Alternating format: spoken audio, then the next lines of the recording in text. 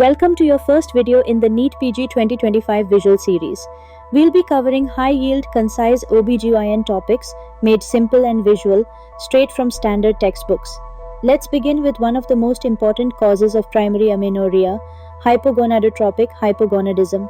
Hypogonadotropic hypogonadism is characterized by the absence of secondary sexual characteristics and primary amenorrhea due to low gonadotropins.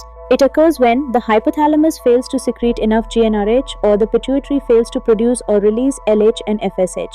The most common cause of this condition is physiologic or constitutional delay of puberty. In such cases, there's a delay in reactivation of the GnRH pulse generator. GnRH levels are low for chronological age but appropriate for physiological development. This leads to lack of physical development and amenorrhea.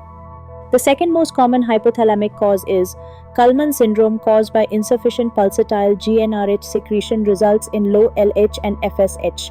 Kallmann syndrome has varied genetic transmission and is classically associated with anosmia, inability to perceive smell. This results from failure of neuronal migration during fetal development. Other causes of GnRH deficiency include developmental or genetic defects, inflammatory processes, trauma or vascular lesions, central nervous system tumors. The most common CNS tumor causing primary amenorrhea is craniopharyngioma. It disrupts GnRH synthesis or pituitary stimulation. These patients often have dysfunction in other pituitary hormones too. However, prolactin-secreting adenomas are rare before puberty.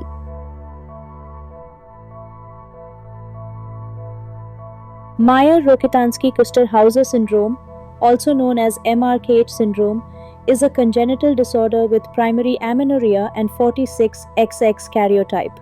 It accounts for about 10-15% of primary amenorrhea cases. MRKH is classified into two types. Type 1, isolated Mullerian aplasia. Type 2, Mullerian anomaly with systemic defects. Systemic anomalies may include renal malformations, skeletal abnormalities, congenital heart defects, and hearing impairment. Ovaries are normal. When systemic involvement is present, the syndrome is also called MRCUS. Use this mnemonic to remember MRKH, Mullerian agenesis, renal anomalies, skeletal defects, heart and hearing defects, systemic involvement. That's your NEET PG high-yield visual bite on MRKH syndrome and hypogonadotropic hypogonadism. Follow for more concise OBGYN revision. These questions reinforce key concepts for diagnosing and differentiating MRKH syndrome from other causes of primary amenorrhea.